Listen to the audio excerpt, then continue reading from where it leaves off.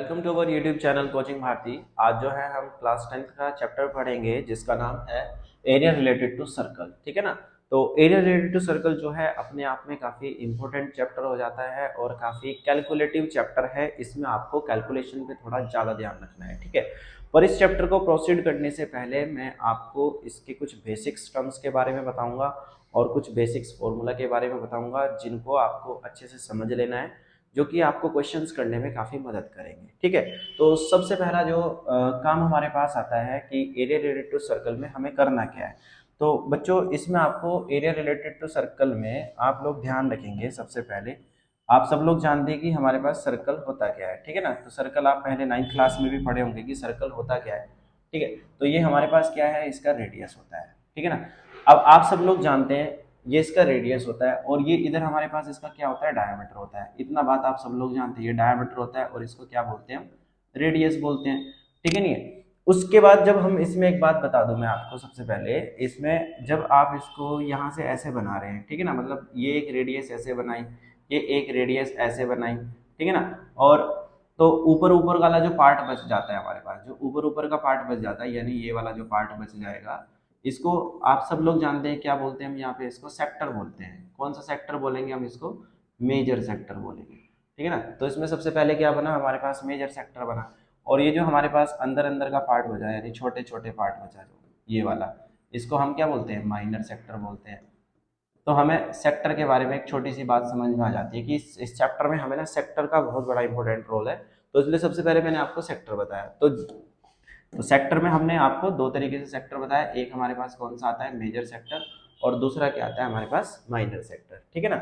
जो डायमीटर होती है इसको हम लॉन्गेस्ट कोड भी बोलते हैं, ये हम अपनी पहली क्लासेस में भी पढ़ चुके हैं। This is the longest code. और ये क्या होती है, हमारे पास रेडियस होती है। इतनी बात हमारी समझ में आ जाती है। उसके बाद हम आगे की तरफ इसमें प्रोसीड करते हैं। तो पहला जो इसमें टर्म आपको दिया है, parameter and the area of the circle. तो what is the parameter and what is the area of the circle. तो बच्चों आप सब लोगों को मैं बता दूं, जब हम एक सर्कल को ड्रॉ कर लेते हैं तो इसकी बाउंड्री से जितना भी काम आप लोग करेंगे, ठीक है ना, ये यहाँ से जैसे आप पूरा घूम के ट्रेवल करके वापस ए पॉइंट से चले और ए पॉइंट से घूम के वापस ए पॉइंट पे आ जाएंगे, इसकी बाउंड्री बाउंड्री पे काम कर रहे हैं, तो उसे हम क्या बोलते हैं, पैरामीटर बोलते हैं, जो कि अपने आप में 2 पाई आर होता है। ठीक है नहीं। तो 2 पाई आर का मतलब क्या होता है, 2 इंटू आर क्या होता है, डायमीटर होता है। तो इसको हम पैरामीटर को पाई डी भी बोल देते हैं। ठीक है ना। तो ये हमारे पास यहाँ से एक छोटा सा रिलेशन निकल के आ जाता है। अगर मैं बात करता हूँ इसके एरिया की, तो एरिया ऑफ सर्कल आप सब लोग जानते हैं, एरिया ऑफ सर्कल आप काफी पहले से पढ़ते आ रहे हैं। तो पाई आर स्क्वायर होता है नहीं होता है। इसको हम कितना लिख सकते हैं, पाई इंटू आर लिख सकते हैं। अब भाई अब आप सब लोग जानते हैं D is equal to 2 into r होता है। Diameter is equal to 2 × radius होता है। ठीक है ना। तो हम इसको कितना लिख सकते हैं, डी अपॉन में 2 इज इक्वल टू आर। तो यानी radius is equal to diameter upon में 2 होता है। ठीक है। तो हम क्या करेंगे, पाई इंटू आर की जगह पे कितना रख देंगे, डी अपॉन में 2 रख देंगे। कैपिटल लिख लेना, स्मॉल लिख लेना, उससे कोई फर्क नहीं पड़ेगा। ठीक है ना। तो डी अपॉन 2 हो जाएगा। ठीक है। तो ये हमारे पास पाई डी की पावर 2 अपॉन में कितना आ जाएगा, पाई डी स्क्वायर अपॉन में 4। तो ये भी हमारे पास एरिया ऑफ सर्कल बन जाएगा। ठीक है ना। तो एरिया ऑफ सर्कल के हमने यहाँ से दो रिलेशन निकाले, एक तो पाई आर स्क्वायर और एक हमारा पाई डी स्क्वायर अपॉन में 4। ठीक है। अब हम प्रोसीड करते हैं नेक्स्ट टॉपिक पे। तो देखो बच्चों, हमें जो नेक्स्ट टॉपिक दे रखा है, area enclose by the two concentric circle. To concentric circle, सबसे पहले आप सब लोगों को समझ में आना चाहिए कि कॉन्सेंट्रिक सर्कल होते क्या है। ठीक है। तो कॉन्सेंट्रिक सर्कल में आपको बता दूं, जब हमारे पास सर्कल के अंदर तो सर्कल आएगा ही आएगा, पर इनका सेंटर क्या रहेगा, दोनों का कॉमन रहेगा। ठीक है ना। सेंटर क्या रहेगा, कॉमन रहेगा, और सर्कल के अंदर क्या रहेगा, सर्कल रहेगा। मतलब देखो इस वाले सर्कल का सेंटर क्या है, ये वाला है। बाहर वाला जो सर्कल है उसका सेंटर भी क्या है, यही वाला है। तो मतलब हम ऐसा बोल सकते हैं कि सर्कल के अंदर क्या है, हमारे पास सर्कल है। तो उसी को ही हमने क्या बोला यहाँ पे, कॉन्सेंट्रिक सर्कल। तो कॉन्सेंट्रिक सर्कल की एक खास बात होती है, जो बड़े वाला सर्कल है उसको कैपिटल आर माना है ना। एरिया जो होता है बड़े वाले सर्कल का कितना होता है, पाई कैपिटल आर का स्क्वायर। जो छोटे वाला है ये आउटर वाला है, मतलब ये वाला जो सर्कल का एरिया निकाला मैंने, बाहर वाले का निकाला। अब अंदर वाला जो सर्कल है उसे हम क्या बोलेंगे, area of inner circle. Inner मतलब अंदर वाले का। तो उसमें छोटी रेडियस ली है तो उसमें पाई आर स्क्वायर करा देंगे। ठीक है ना। अब हमें एरिया ऑफ कॉन्सेंट्रिक सर्कल निकालना है। तो कॉन्सेंट्रिक सर्कल एरिया निकालने के लिए हम क्या करेंगे, बड़े वाले सर्कल से छोटे वाला सर्कल को क्या कर देंगे, माइनस कर देंगे। ठीक है ना। तो यहाँ पे आप इस तरीके से लिखेंगे, area of concentric circle is equal to, ऐसे लिखेंगे, pi pi capital R square minus के पाई स्मॉल आर स्क्वायर। तो इन दोनों में से पाई को कॉमन ले लेंगे तो अंदर कितना बचेगा, आर स्क्वायर माइनस के स्मॉल आर स्क्वायर, ठीक है ना। तो यहाँ से जब हम इसको सोल्व करेंगे, pi a square minus b square आप सब लोग जानते हैं, capital R plus small r और कैपिटल आर माइनस के स्मॉल आर। तो इस तरीके से आप इसका फॉर्मूला रेडी कर सकते हैं। तो ये भी हमारे पास एरिया ऑफ कॉन्सेंट्रिक सर्कल ही बोला जाता है, ठीक है ना। वैसे तो आप इसको यहाँ से भी डायरेक्टली सोल्व करेंगे तब भी आपका आंसर करेक्ट आ जाएगा, पर फॉर योर काइंड इन्फॉर्मेशन आपको ये सब चीजें भी आनी चाहिए जिससे कि आप अपने क्वेश्चन को इजीली कर पाए, ठीक है। इसके बाद जो होता है हमारे पास rotation of the hand clock आता है। तो जो हैंड क्लॉक होता है बच्चों, यहाँ पे मैं आपको बता देता हूँ, हैंड क्लॉक हमारे पास दो तरीके से डिवाइड होता है। हैंड क्लॉक में हमारे पास दो तरीके से डिवीजन होता है, एक हमारे पास आता है मिनट हैंड और दूसरा हमारे पास आता है क्या, आवर हैंड, ठीक है ना। थोड़ा ध्यान से समझना, एक मिनट हैंड होता है और दूसरा होता है हमारे पास आवर हैंड। अब आपको एक बात ध्यान रख लिए कि दोनों के दोनों 360 डिग्री ट्रेवल करेंगे, है ना भाई। 360 डिग्री मतलब ये भी पूरा सर्कल ट्रेवल करेंगे एक राउंड में, तो दोनों के दोनों ही चलते हैं ना भाई। तो ये भी कितना चलेगा, 360 डिग्री चलेगा। बस आपको ध्यान रखना है आवर एंड का 1 आवर में निकालना है कि ये 1 आवर में कितना डिग्री चलेगा। मिनट एंड को मिनट में बताना है कि यानी 1 मिनट में कितना चलेगा। हमारे सामने जो क्वेश्चन आता है, ठीक है ना। आवर एंड क्या बताएगा, आवर्स की 1 आवर में कितना चलेगा, ठीक है ना। तो सबसे पहले आपको क्या करना है, मिनट हैंड। तो 60 मिनट की अगर मैं बात करूं कि 60 मिनट में जो मिनट हैंड होता है भाई, 60 मिनट में पूरा का पूरा 360 डिग्री ट्रेवल कर लेता है मिनट हैंड। 60 मिनट में कितना चलेगा, ये 360 डिग्री चलेगा। तो 1 मिनट के अंदर अंदर मैं आपको बता दूं ये 360 डिग्री अपॉन में 60 ट्रेवल करेगा, तो यानी ये हमारे पास 6 डिग्री हो जाएगा, ठीक है ना। कितना हो जाएगा, ये 6 डिग्री हो जाएगा। तो होपफुली आपको समझ में आई होगी। देखो 60 मिनट में 360 होता है, 60 मिनट में 360 डिग्री है, तो 1 मिनट में कितना आएगा, 360 डिग्री अपॉन में 60, इसको रिड्यूस कर लेंगे तो 6 डिग्री आ जाएगा। तो आपको ध्यान रखना है कि 1 मिनट के अंदर 6 डिग्री ट्रेवल करती है कौन, मिनट हैंड। उसके बाद हमारे पास आता है आवर हैंड। अब आवर हैंड के बारे में अगर मैं आपको बताऊं, आवर हैंड के बारे में आपको बताऊं तो आवर हैंड क्या करता है, 12 घंटे जब पूरे कर लेगा, पूरे के पूरे जब 12 घंटे वो ट्रेवल कर लेगा, ठीक है ना, मतलब 12 आवर, तो उसका ना पूरा 360 डिग्री हो जाएगा भाई। 12 घंटे जब होंगे, क्योंकि जो आवर हैंड होता है वो स्लो स्लो चलता है as compared to the minute hand, तो 12 घंटे जब उसके पूरे हो जाएंगे तो वो 360 डिग्री ट्रेवल करेगा। तो 1 आवर में कितना चलेगा, 360 डिग्री अपॉन में 12 करेगा, तो कितना जाएगा ये हमारे पास 30 डिग्री। तो आपको ध्यान रखना है कि 1 आवर में जो मिनट हैंड वो आवर हैंड होता है हमारे पास, वो 30 डिग्री ट्रेवल करता है। इतनी बात होपफुली आप सब लोगों को समझ में आ गई होगी, ठीक है ना। उसके बाद हमारे पास आता है लेंथ ऑफ एन आर्क, ठीक है ना, लेंथ ऑफ एन आर्क। अब लेंथ ऑफ एन आर्क के बारे में अगर मैं आपको बता दूं तो लेंथ ऑफ एन आर्क का फॉर्मूला अगर मैं आपको बताऊं, इसमें हमें ना लेंथ ऑफ एन आर्क इस तरीके से निकालनी पड़ती है, ठीक है ना। सपोज करो ये क्या है मेरे पास, length of an arc, and ये हमारे पास क्या होता है, थीटा, और ये क्या होती है इसकी रेडियस, और ये भी क्या है मेरे पास इसका रेडियस। तो हमें ना ये length of an arc find out करनी पड़ती है एल। इसको हम किस तरीके से फाइंड आउट करेंगे, विद रिस्पेक्ट टू थीटा, ठीक है ना। अगर थीटा हमें इधर की तरफ दिया तो हम ये वाली लेंथ ऑफ एन आर्क निकालेंगे, अगर थीटा सपोज करो इधर की तरफ देता तो हम ये वाला लेंथ ऑफ एन आर्क निकालते। पर जो हमारा सिलेबस कहता है हम इसके इंटीरियर वाला थीटा हमें बेसिकली दिया जाएगा ये वाला, ठीक है ना। रिफ्लेक्स का दिया रहेगा तो हम वहां पे भी फाइंड आउट करेंगे, वो आगे पढ़ेंगे। तो लेंथ ऑफ एन आर्क जो होता है हमारे पास, basically length of an arc को हम एल से रिप्रेजेंट करते हैं।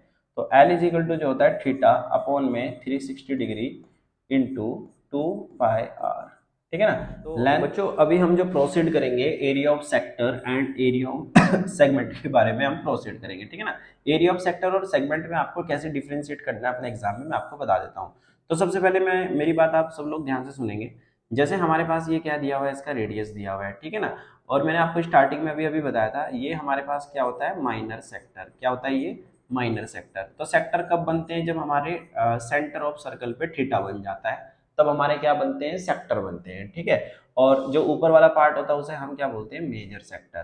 तो ये तो बन गया बच्चों हमारे पास सेक्टर। तो सेक्टर की में ना एक बात ध्यान रखना, जो सेक्टर का मतलब होता है, सेक्टर बनते हैं रेडियस पर। किस चीज पे बनेंगे, रेडियस पे। देखो बच्चों यहाँ पे क्या है, रेडियस है, तो रेडियस पे सेक्टर बन रहे हैं नहीं बन रहे हैं, देखो हमारे पास यहाँ पे रेडियस ही तो दिया हुआ है, तो रेडियस से क्या बने, सेक्टर बने। अब एक बात है ना, सेगमेंट और सेक्टर में थोड़ा सा डिफरेंस होता है, ये आपको ध्यान रखना है, ठीक है ना। जैसे आप क्या करेंगे, सेगमेंट की बारी, सेगमेंट आएगा हमारे पास, आपको माइनर सेगमेंट मेजर सेगमेंट देखना है, तो आपने क्या बनाना है, सबसे पहले कोड बनाना है। इसे क्या बोलते हैं, हम कोड बोलते हैं।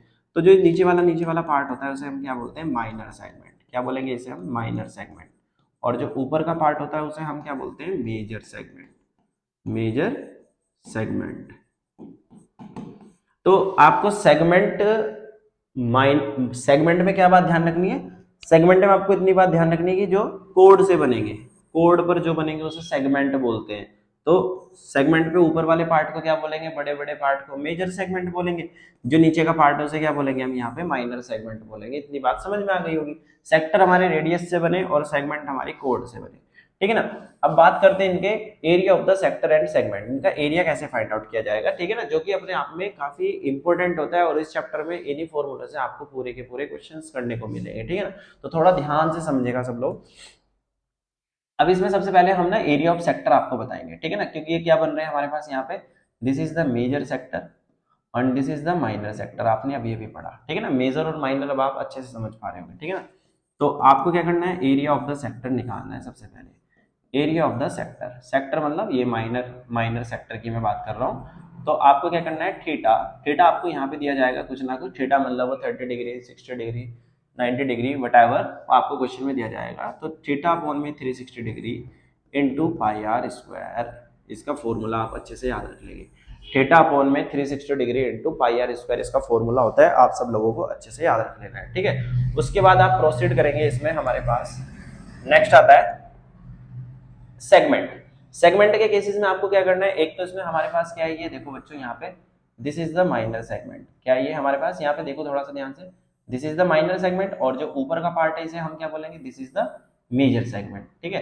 तो हमें एरिया कैसे फाइंड आउट करना है सबसे पहले, तो आप थोड़ा सा ध्यान से देखिएगा। यहाँ पे आप इतने पोर्शन का एरिया अच्छे से जानते हैं कितना होता है, ये इतने पोर्शन का एरिया आप अच्छे से जानते हैं कितना होता है, क्योंकि आपको अभी अभी बताया जस्ट मैंने, इधर इतने पोर्शन का एरिया ही तो बताया, ये सेक्टर ही तो बन रहा है। तो आप इसमें एरिया ऑफ सेक्टर निकाल सकते हैं सबसे पहले। एरिया ऑफ सेक्टर ये वाला ओ ए पी बी वाला, ओ ए पी बी, समझ रहे हो ना, ओ ए पी बी। तो आप अच्छे से जानेंगे इसका थीटा अपॉन में 360 degree into pi r square इसका फॉर्मूला होता है, हमने अभी अभी जस्ट इधर पढ़ा है, ठीक है।